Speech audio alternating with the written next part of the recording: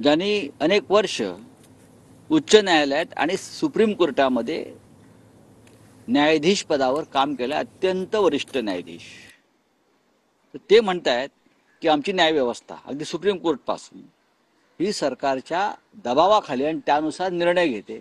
अशा वेळेला जेव्हा एक न्यायमूर्ती जे सांगतो आहे आणि न्यायमूर्ती लोकूर हे इतर न्यायमूर्ती पण रिटायर झाल्यावरती बोलणारे नाही आहेत, ते जेव्हा त्यांच्या पदावर होते तेव्हाही त्यांनी पत्रकार परिषद घेऊन जे 4 न्यायमूर्ती होते ज्याने मुख्य न्यायाधीशाविरुद्ध पत्रकार परिषद घेतली होती त्यात मदन लोकूर होते. बेडरपणे काम करणारा माणूस आहे. त्याने सांगितलंय न्याय मिळत नाही, न्यायासाठी दबाव येतो निकालासाठी, तर आम्हाला काय न्याय मिळणार. आणि म्हणूनच चंद्रचूड साहेबांनी जे काय 3 वर्ष मैदानावर खेळत राहिले, बॉल घासत राहिले बरं का, आणि विकेट घेतलीच नाही, त्यामुळेच. बोला. राऊत साहेब, एक दुसरा विषय आहे की धनंजय मुंडेंच्या राजकीय भवितव्याचा आज फैसला होण्याची शक्यता आहे. सामाजिक कार्यकर्त्या अंजली दमानिया यांनी काल अजित पवारांची भेट घेतली. बीडमध्ये कशा पद्धतीने दहशत आहे, काय पुरावे आहेत, ते सगळे अजित पवारांना दाखवले. आज अजित पवारांची मुख्यमंत्री देवेंद्र फडणवीस काही होणार नाही, चर्चा आहे. काहीही होणार नाही.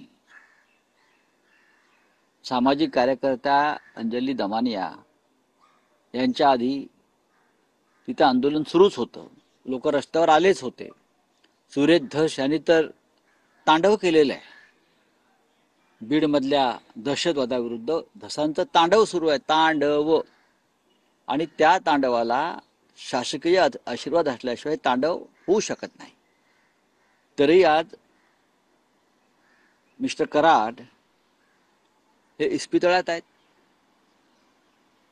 त्यांचं कुठे काय दुखतंय मला माहित नाही, पण ते इस्पितळात आहे. त्यांच्यासाठी इस्पितळाचा एक मजला रिकामा केलेला आहे. इतर अनेक सोयी सवलती त्यांना मिळत आहेत. एका मुख्यमंत्र्यांना दिसत नाही का, अजित पवारांना दिसत नाही का. आणि हे सगळं धनंजय मुंडे यांच्या मार्गदर्शनाखाली सुरू आहे असं सुरेश धस सांगतायत, जे भाजपचे आमदार आहेत. आणि अंजली दमानिया यांचाही भाजपचाच संबंध आहे व संघ परिवाराशी असेल फार तर. त्याच्यामुळे काय होईल आज फैसला यात पडू नका, काहीच फैसला होणार नाही. काही दिवसांनी वाल्मिक कराड हे राजकारणात येतील आणि ते भाजपच्याच गटामध्ये बसलेले असतील.